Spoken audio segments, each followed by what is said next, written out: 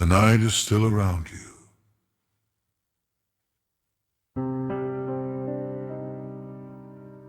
Good.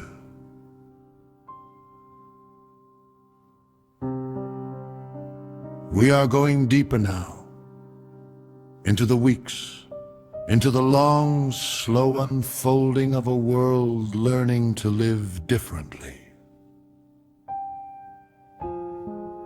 Not rushing, never rushing, just moving forward, one quiet step at a time.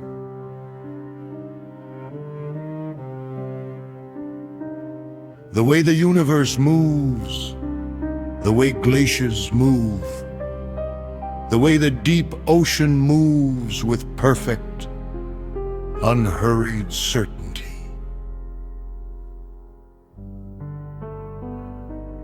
Two weeks after second zero, the surface of the earth is beginning to freeze. Not everywhere, not all at once. The tropics are still relatively warm, the oceans are still giving their stored heat to the air above them. But the interior of the continents, far from the moderating influence of the sea, has turned cold, genuinely, dangerously cold. Snow has fallen in places that have not seen snow in living memory. The Sahara, parts of Southeast Asia, regions of South America that have always been warm and green and tropical. There is something deeply disorienting about snow in a place it should not be. Something that the mind struggles to process. A woman in a city near the equator opens her door one morning and finds white. The street is white. The cars are white. The trees are heavy with white. She stands in her doorway and stares. She grew up hearing about snow, seeing it in films, reading about it in books. But she never thought, not here, not in her city, not in her lifetime. She reaches out and catches a flake on her finger, watches it melt. It is beautiful. And it is terrifying. There is a conversation happening in every household in the world, every family, every couple, every person living alone. The conversation is quiet. It is spoken in lowered voices with careful words. How much do we have? How long will it last? What do we do when it runs out? Governments are trying to organize supplies, to coordinate distribution, to ensure that what exists is shared fairly. This is, it turns out, very hard. Not because people are cruel, not fundamentally, but because fear makes the boundary between me and you feel more important. The instinct to protect your own family, your own children, your own community is ancient and powerful. And in the face of scarcity, that instinct does not politely step aside for the greater good. It pushes forward, And yet, in 1,000 small places around the world, people are doing the opposite. A neighborhood in a city organizes itself. They share what they have. They cook together. They make sure the elderly on their street have enough. A farmer with more grain than he needs opens his stores to the community around him. A truck driver makes delivery after delivery through the cold and the dark, not because he is paid to, because someone has to. The worst of us and the best of us, standing right next to each other, as always.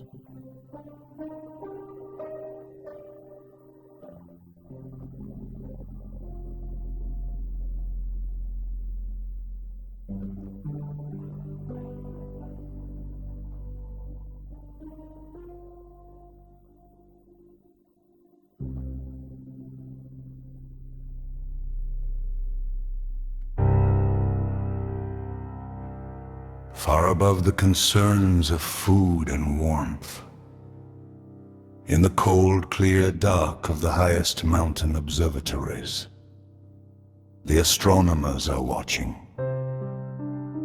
They have pointed their instruments at the sun, at the black disk, at the faint ring around it. And they are learning things, remarkable things. The sun is not simply dark. It is still there, still massive, still exerting its gravitational pull on the planets. The Earth is still orbiting. Jupiter is still orbiting. Everything is still in its place. The darkness is not destruction. It is cessation. The sun has not died, it has paused, as though the engine simply stopped running. This is scientifically impossible. Under every known law of physics, what is happening cannot be happening. And yet, one astronomer, an older man who has spent his career studying stellar evolution, sits in his observatory and writes in his journal. He writes, "Sometimes the universe does not consult our theories before it acts." He closes the journal, looks through the eyepiece of his telescope at the black circle, at the faint halo of red. And he smiles, not happily, but with the particular smile of a man who has spent his life chasing mystery and found one bigger than he ever imagined.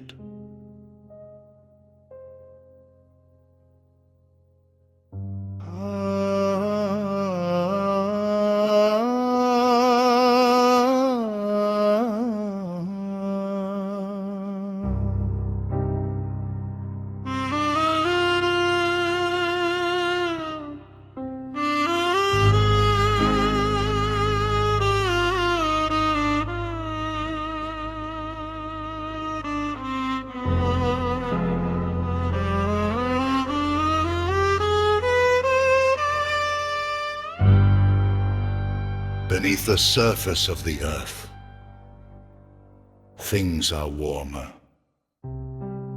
The earth's core is as hot as the surface of the sun. Not the dark sun we have now, the sun as it was, blazing. That heat radiates outward through the rock, slowly, very slowly, but it is there. In certain places, Iceland, parts of New Zealand, the volcanic regions of Japan, the geothermal fields of California. The heat comes close to the surface, rises through the rock, warms the ground above. And in these places, something extraordinary is happening. People are coming from everywhere, from the cold interiors, from the frozen cities. They are coming to the warm places, the places where the earth itself provides heat. And in those places, communities are forming, not the old communities, not the towns and cities that grew up around rivers and trade routes and ancient roads. New communities, formed from whoever arrived, from wherever they came. People who do not share a language or a history or a culture. Only a moment, only a cold, only the same desperate need for warmth. And in that shared need, something old and human begins to stir. Cooperation, real cooperation. Not the polite cooperation of comfortable times. The deep, fundamental cooperation of people who understand that they need each other. The children adapt fastest. They always do. Children do not have decades of expectation to unlearn. They do not remember a world that was different. Or the younger ones don't. For a 5-year-old in the second month after second zero, this is just the world. The sky is dark. It is cold. The grown-ups are busy. The lights inside are warm and good. There are games to play, stories to hear, food to eat, people to love. A child in an underground shelter in Iceland has decided that the rock ceiling above her head is the most interesting thing she has ever seen.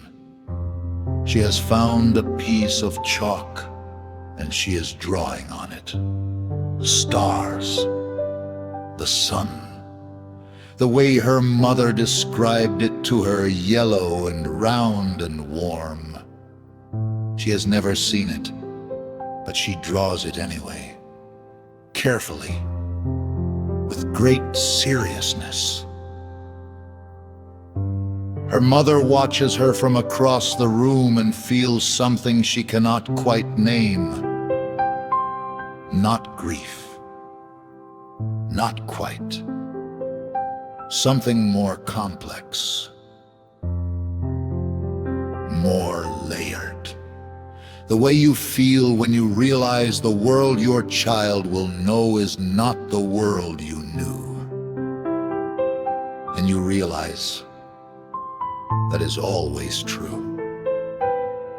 It was always true. Every generation inherits a different world from the one before. This is simply more dramatic than most. The oceans are telling stories. They always are. But now, people are listening.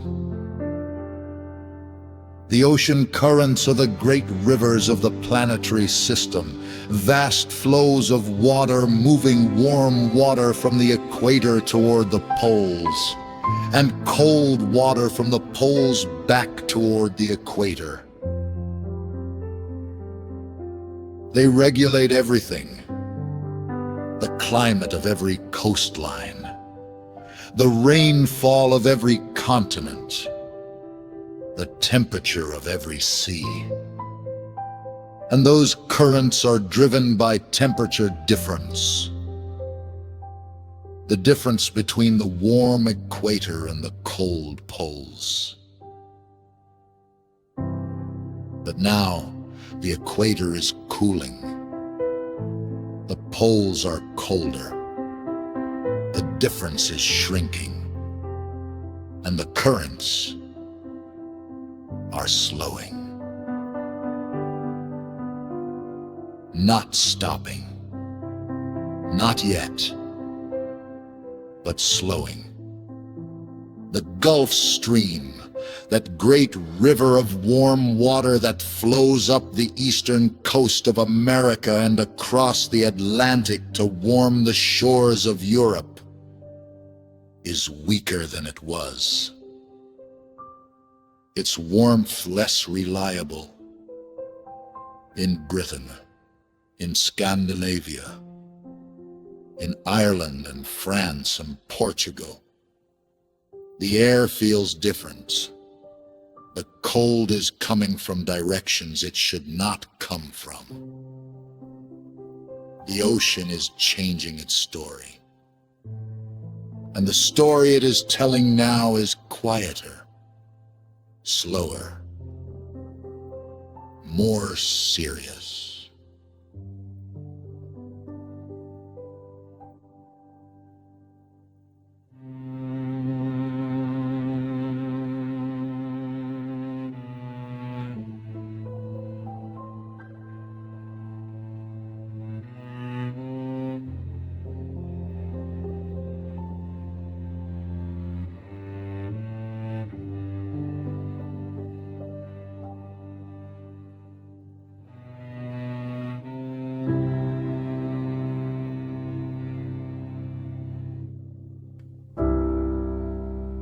In the middle of all of this, there is still beauty. I want you to know that I want you to hold on to that.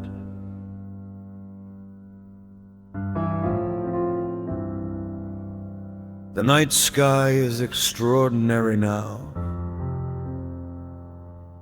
Without the sun to drown them out, without the light pollution of a fully powered civilization.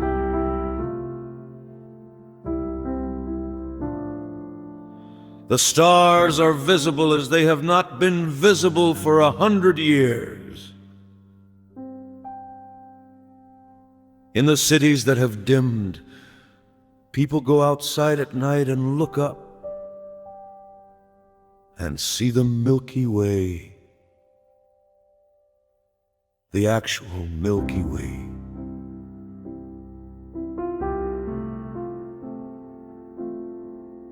Not a photograph, not a screen, the real thing.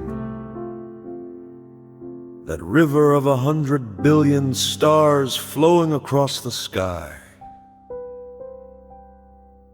A teenage girl in a city that was never dark before sees it for the first time.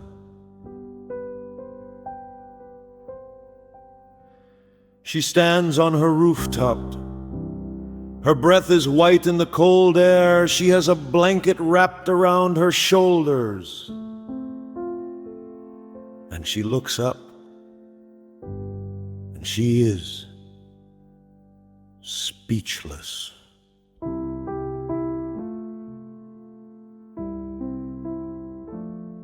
because no photograph prepared her for this. No screen, no planetarium.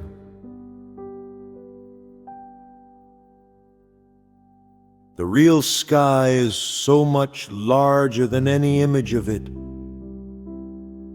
so much more present,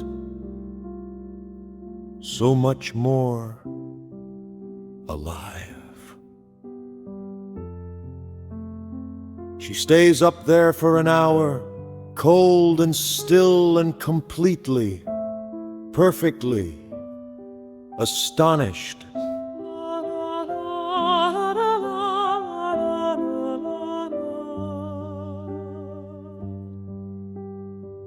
The weeks are long, but the nights are full of stars. And perhaps that is something. Perhaps that is not nothing.